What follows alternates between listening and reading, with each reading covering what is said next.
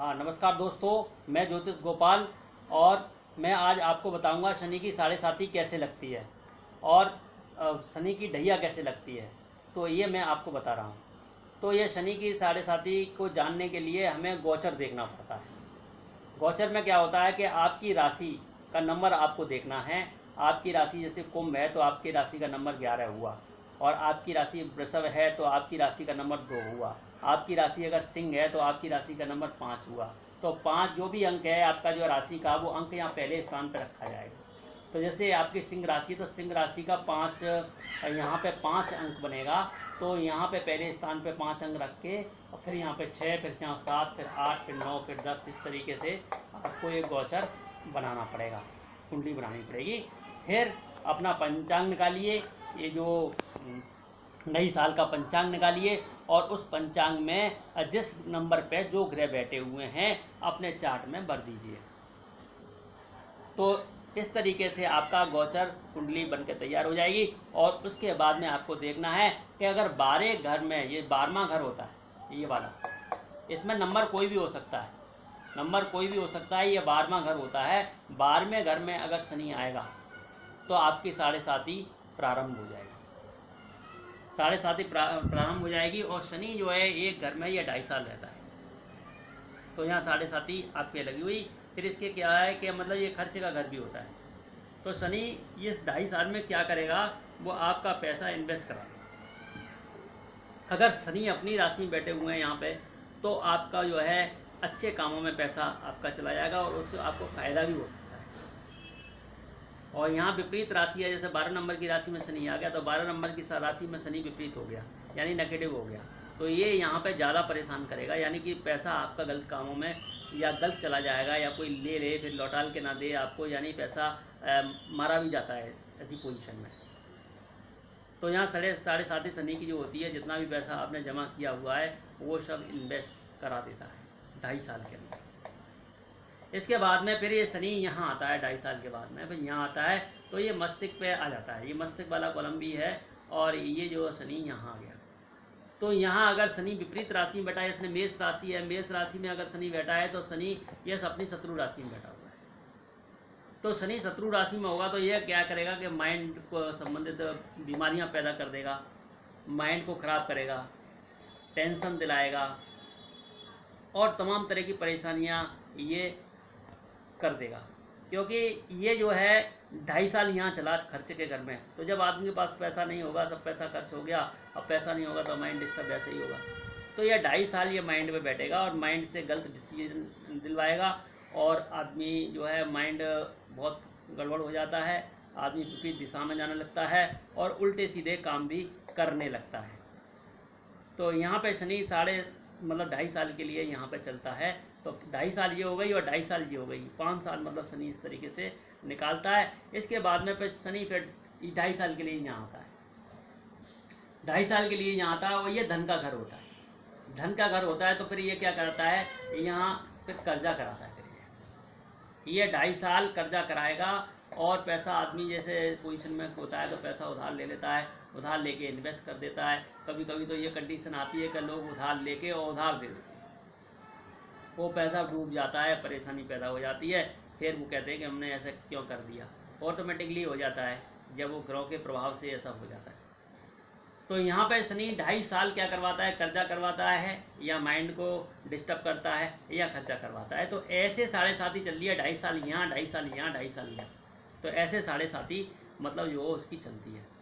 फिर उसके बाद में आपने सुना होगा कि शनि ढैया चल रही है, शनि की ढैया चल रही है, ऐसे बोलते हैं ना लोग कि भाई शनि की ढैया चल रही है। पर हम देखे कैसे शनि की ढैया चल रही है। तो शनि की ढैया जो चलती है वो इस तरीके से है, केंद्र में शनि जब आते हैं तो ढैया लगा देते हैं, यानी कि उसका जो है प्रभाव होता है।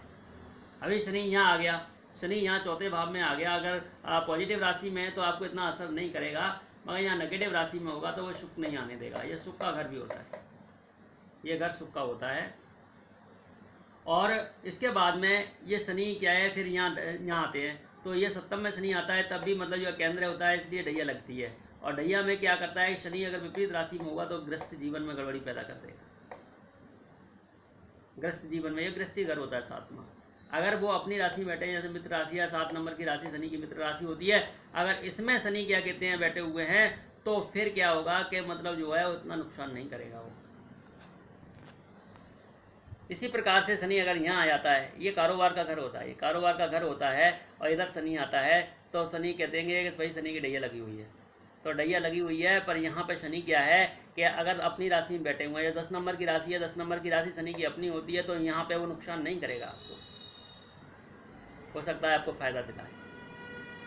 मगर यहाँ पे अगर वो विपरीत राशि हो, अगर 5 नंबर की राशि में आके शनि बैठा हुआ है, शत्रु राशि में बैठा हुआ है, तो यहाँ आपका कारोबार होने नहीं देगा। ये बहुत से लोग होते हैं, दुकान होती है, ग्राहक नहीं आते हैं, बहुत सी परेशानियाँ पैदा होती हैं। तो यहाँ पर शनि की ढैया लगी हुई, तो यहाँ नुकसान होता है, काम करने का मन नहीं करेगा आदमी का, काम करेगा भी तो चलेगा नहीं, तो ये कंडीशन यहाँ हो जाती है। तो इस तरीके से आपने देखा कि ये शनि की ढैया इस तरीके से लगती है कि यहाँ ये 3 घर में यहाँ पे शनि आता है, तो मतलब जो है ढैया में आता है, इधर ये 3 घर ऊपर होते हैं, तो ये शनि की 7.5 चलती है। बाकी जगह शनि का ज़्यादा नुकसान नहीं होता है, वो राशियों के हिसाब से होता है। तो ये शनि की 7.5 और ढैया रहा। आप अपनी कुंडली में अपना जान सकते हो। शनि कभी भी बिल्कुल ख़राब नहीं होता, अच्छा भी होता है। शनि बहुत आदमी को पैसे वाला भी बनाता है। ये अपनी राशि में बैठा होगा तो पॉजिटिव होगा, नेगेटिव होगा तो नुकसान देगा। तो इसलिए दोस्तों आप अपनी कुंडली में स्वयं देख सकते हैं कि शनि की 7.5 कैसे लगती है, ढैया कैसे लगती है, और इसका जो है उपाय है शनि मंदिर अपना जाना चालू करें, शनि मंत्र का जाप करें, लोहे का छल्ला भी पहन सकते हैं, और भी जो है उपाय होते हैं, तिल वगैरह है, उड़द की दाल वगैरह है, शनिवार को दान वान किया जाता है। और दोस्तों एक बात बताएं आपको कि जो है सारे ग्रहों को ठीक करने के लिए, हमारी कुंडली के सारे ग्रह ठीक हो जाए, तो आप गुरु मंत्र का जाप करें। गुरु मंत्र का जाप करें। गुरु मान सम्मान और पद प्रतिष्ठा ये 4 चीज़ देता है, और सारे ग्रह से गुरु की भक्ति से ठीक होते हैं। क्यों ठीक होते हैं कि ये परमात्मा की भक्ति करती है। गुरु को परमात्मा का दर्जा दिया गया है कि गुरु जो है परमात्मा हैं, और उनकी भक्ति करने से और उनको लाभ मिलता है, तो सारे ग्रह ऑटोमेटिकली सही हो जाते हैं। इसलिए परमात्मा की भक्ति करें। ईश्वर की भक्ति करने से सारे ग्रह ठीक होते हैं। और वैसे अपना जो है किसी मतलब जैसे एक देवता की हम पूजा करते हैं, मान के शनि महाराज की पूजा करते हैं, तो शनि में से एक देवता खुश होंगे। आप जैसे हम चंद्रमा, हम भोलेनाथ की पूजा करते हैं, तो वह चंद्र ग्रह हमारा ठीक होगा। अगर हम विष्णु भगवान की पूजा करते हैं तो हमारा सूर्य ग्रह सही होगा। और अगर हम गुरु की भक्ति करते हैं और गुरु का मंत्र जाप करते हैं तो सारे ग्रह ठीक होते हैं। तो इसलिए दोस्तों गुरु मंत्र का जाप करिए। गुरु मंत्र का जाप है जैसे श्री जय जय गुरु महाराज की, श्री सतगुरुवे नमः। अगर श्री सतगुरुवे नमः मंत्र जाप करेंगे तो आपके सारे ग्रह ठीक होंगे। और मेडिटेशन करिए। मेडिटेशन में अगर श्री सतगुरुवे नमः मंत्र का जाप करेंगे तो आपके सारे ग्रह ठीक होंगे। क्योंकि सत्य जो है, सत्य गुरु का मतलब होता है ईश्वर सत्य है, और सत्य ही ईश्वर है। तो इसलिए हम सत्य का जाप करेंगे, तो परमात्मा का, परम शक्ति का जाप करेंगे तो हमारे सारे ग्रह ठीक हो सकते हैं। और मेडिटेशन में आप इस मंत्र का जाप केवल सोच सकते हैं।